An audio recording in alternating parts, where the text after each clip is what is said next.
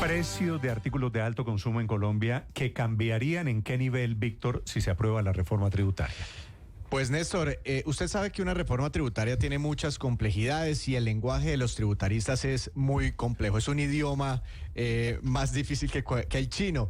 Pero estamos tratando, inclusive Néstor, muchos gremios no se han pronunciado todavía porque están tratando de hacer estos mismos cálculos de servilleta que por el momento tenemos nosotros. Por ejemplo, los licores tienen varios cambios, Néstor. Hay una unificación en el impuesto a las ventas, en el IVA, subiendo del 5 al 19%, pero también hay unos cambios en el impuesto ad valorem. Es un impuesto al consumo que se unifica en el 30%. Entonces, dependiendo del licor, eso tiene unos impactos importantes. Y además, hay un nuevo componente específico por mililitro de alcohol. Entonces, todo eso, al usted ponerlo en una fórmula, pues tiene diferentes impactos. No, pero así un cálculo esa aclaración, Víctor, permite decir lo siguiente.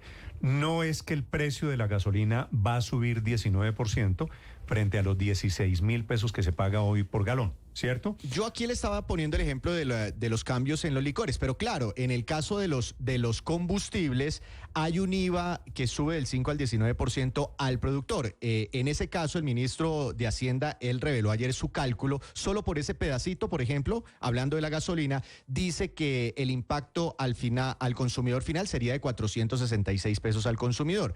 También dice que ponen 19% a la mezcla carburante. Ahí son otros 300 pesos según cálculos del propio ministro de Hacienda. Que es lo mismo que pasaría, por ejemplo, con el precio de la cerveza. No es que una cerveza que hoy más o menos puede costar 3,000 pesos, se le va a cobrar el 19% al consumidor, ¿no? Sí, pero es que la cerveza sí tiene en la cadena de producción. Y viene repartido y viene por impuestos. Pero, ¿a cuál le hacemos el cálculo primero? ¿A la cerveza o a la gasolina? A ver, primero, gasolina. ¿En cuánto quedaría el galón de gasolina? ¿Le importa más la gasolina que la cerveza? Es una pregunta muy difícil, diría la reina. Es que la gasolina le pega, Víctor.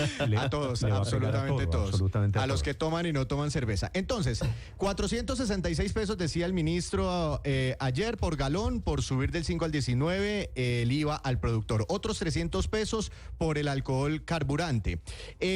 Ponen un margen del 19% al minorista. Ahí se pueden calcular más o menos 200 pesos adicionales, mal calculados, Néstor. Esto puede estar revisado y seguramente algún tributarista nos va a hacer alguna observación. Y también sube el impuesto al carbono, que es difícil de incorporar en esta fórmula, pero sumémosle otros 100 o 200 pesos, porque cuando la reforma tributaria de Bonilla, él decía que con triplicando el impuesto al carbono tenía un efecto de 500 pesos sobre el galón de gasolina.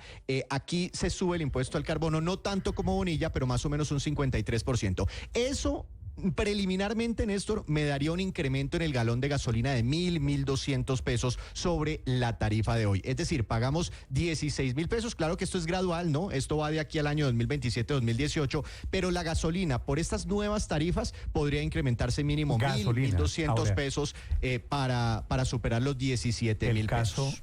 Bueno, si sube 1,000 y pico de pesos, sería muchísimo. Eso le pega al costo de vida y a todo lo que se mueve con el transporte de carga en Colombia.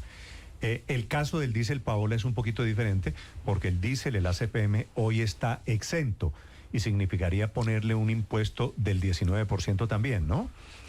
Digamos, en el caso del diésel de la cadena de ACPM, del biodiesel actualmente está exento para esa cadena de ACPM. Efectivamente, lo que decía ayer el ministro es que se le pone un IVA del 19% en el margen minorista en el 2026, es decir, esto empieza a sentirse a partir duro del 2027, pero también en el caso de ACPM el aumento es de 256 pesos de valor al producto final. Decía el ministro que lo daría gradualmente hasta el año 26 y luego hasta el año 28 con una gradualidad para que llegue al 19%. Lo mismo sucede igual con el caso del alcohol carburante para la gasolina, que se aplica igual para el CPM. Es decir, por ese lado usted tiene un golpe duro, sobre todo en el ACPM, que es el que impacta mayormente la distribución de los alimentos, ¿no? Que es la gran preocupación que ha tenido este gobierno, por lo cual no ha podido desmontar totalmente el subsidio a ese ACPM. Fundamentalmente con el diésel. ¿Qué me dice Luis Ernesto de la cerveza? No, que la cerveza, la reforma plantea un ad valorem que subiría el 150% cerveza y licores, pero esto concretamente para la cerveza implicaría un aumento casi que del 60% del valor de consumo, o sea, una persona que hoy compra yo no sé en cuánto digamos el Águila, está a 2.000 pesos, más o menos. pues podría, bueno, listo, digamos que está a 3.000, pues entonces podría estar subiendo esa cerveza 60% consumidor final. 4.000. Entonces uno se pregunta, Néstor, 3 por 6, 18, quedaría cada botella de cerveza casi a 5.000 pesos. Eso es una barbaridad. Néstor, sí, yo también estoy haciendo unos cálculos sobre la cerveza y bueno, lo que dice Luis Ernesto, hay unas modificaciones en el impuesto ad valorem, pero se le agrega una carga a la cerveza por mililitro o por volumen de alcohol sobre la botella y además el IVA. Y eso tiene un impacto, por ejemplo, una cerveza de 2.000 pesos que usted consigue en una tienda de barrio, mire lo que dice textualmente el artículo. Podría superar los 3.500 pesos. Mire, 500. Por ejemplo, dice el articulado, la tarifa del componente específico del impuesto al consumo, solo por impuesto al consumo, pero eso también tiene IVA, ¿no? Pero la tarifa del componente específico del impuesto al consumo de cervezas y sifones por cada grado alcoholimétrico en unidad de 330 centímetros cúbicos o su equivalente será de 330 pesos. Y recordemos, 330 vamos a multiplicar aquí por 4,5%, que es la concentración. El solo promedio. por ese ladito serían 1.485 pesos. Pero es que, Néstor, mire, Luis Ernesto. lo que hace Entonces, la una reforma es cerveza de darle 2.000. a la cerveza. Solo por este lado, súmele 1.485 pesos. Ahí vamos como en 3.500 pesos, más el IVA, más el otro componente. Así que la cerveza es que podría le están dando a la casi que cerveza duplicar. tratamiento como si fuera whisky. Y a diferencia de otro tipo de bebidas alcohólicas, pues la cerveza es casi que un producto de canasta familiar que es muy elástica al precio. O sea, si usted a un producto adictivo le sube el impuesto, pues la gente sigue consumiendo porque es adictivo. Pero la cerveza tiene muchos sustitutos. Entonces, pero Néstor, la gente se pregunta sobre la viabilidad de la reforma. ¿Con qué reemplaza usted la cerveza? Pues con otro trago. Pues con otra, no, con otra bebida no alcohólica, Néstor. Es que mucha gente consume la cerveza pues si como un usted refresco. No, ese cuento no me lo eche. O sea, si usted quiere tomarse una cerveza, le suben el valor de la cerveza, ¿con qué lo reemplaza? ¿Con un tecito de matcha? No, pero con un alcohol. Es que mire, usted no se toma un whisky, usted no reemplaza una cerveza con un whisky porque es que tiene mucho más contenido alcohólico. Sí, pero por capacidad adquisitiva hay gente que no se puede comprar el whisky. Claro, se toma sus 5 o 6 por eso, cervezas. justamente, es que la cerveza. Esto impacta la diversión, el ocio y el entretenimiento de hogares muy populares. Les voy a hacer una pregunta sobre un tema que yo sé que es una discusión profunda y que es posible que haya un cambio en lo que buscamos. ¿No se afecta la salud de los colombianos con este impuesto? Pues claro, porque este es un estado... al final, este no es un estado alcabalero y un estado que... Cantinero. Además de eso, que genera gran parte de los recursos para la salud del consumo de licor. Claro que no está bien. Yo estoy de acuerdo en que no está bien. Pero hoy es la realidad. La plata, parte de la plata va para allá. Pero cuando usted mira Ricardo, la exposición de motivos, Luis Ernesto dice que se combate de otro lado, se combaten las externalidades, es decir, las consecuencias que produce beber tanto licor. Entonces, que si hay una reducción en el consumo, de otro lado, pero no se necesariamente pueden aliviar. Esas son las explicaciones en la exposición de motivos de la ley de financiamiento. El Estado en Colombia ha vivido el siempre de esto, de los vicios, de poner el impuesto a los vicios. Son las 7:53 minutos. Frank Perl es el presidente de la Asociación Colombiana de Petróleo y de Gas en Colombia. Doctor Perl, buenos días. Muy buenos días, Néstor, para usted y para todos los oyentes de Blue. Estaba viendo la conversación de ustedes y realmente los números de servilleta que están haciendo son muy precisos, y con esta forma de mirar la reforma tributaria del gobierno, pues los colombianos que salimos en bus, en taxi o en carro a tomar cerveza, vamos a tener que quedarnos en la casa tomando agua. Doctor Perl, ¿qué cálculo? Estos de servilleta, usted dice bien, me los estaba haciendo aquí Víctor.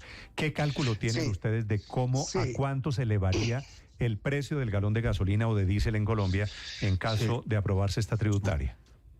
En el caso de la gasolina corriente, tomando precios de Bogotá, el galón está en 16.293. Subiría a 17.330 y luego a 18.000 pesos. En el caso del diésel, que está en 10.976, subiría a 11.788. Pero el tema es este: como estamos hablando de IVA, ¿quién acaba pagando ese impuesto? Pues los consumidores, los usuarios.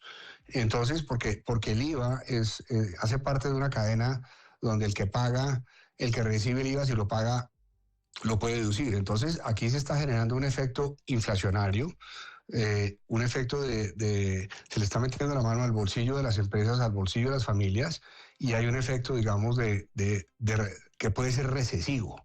Lo que necesitamos aquí es mirar cuál es la raíz de este problema. La raíz del problema es un presupuesto general de la nación que está desfinanciado por exceso de gastos. Hay que recortar el gasto. Y donde se cortó la inversión. Y cuando un Estado corta la inversión pública y desincentiva la inversión privada, eso quiere decir que la economía va a crecer menos. Y el decrecimiento trae desigualdad y trae pobreza. Entonces hay que hacer un alto en el camino y saber que hacer reformas tributarias cada 2 años para que siempre las mismas empresas y siempre las mismas personas naturales paguen impuestos no es la solución. Lo que hay que hacer en Colombia es aumentar el grado de formalidad de la economía. Sí, la gasolina es un producto muy particular porque la gente tiene que tanquear con lo que tiene que tanquear, el camión o el carro particular o el vehículo de servicio público, sin importar el costo. Si hay que echarle gasolina al carro, hay que echarle gasolina al carro. Eso después se lo trasladan a otros terceros.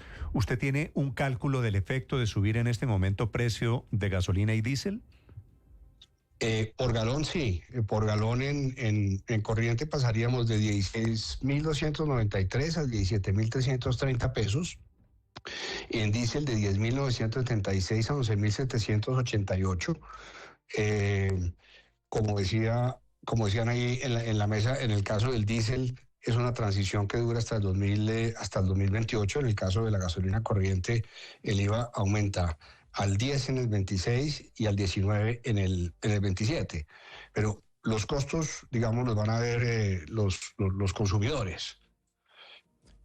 Doctor Pearl, con estas medidas no se estarían, no sé, violando algunos acuerdos, por ejemplo, con transportadores a quienes les prometieron, pues, no presionar aún más, por ejemplo, las tarifas del diésel. Es que aquí, de todas formas, el gobierno se arriesga por muchos lados, ¿no? Porque pues ya hemos visto cómo en otras ocasiones se generan protestas de muchos sectores que pueden paralizar el país.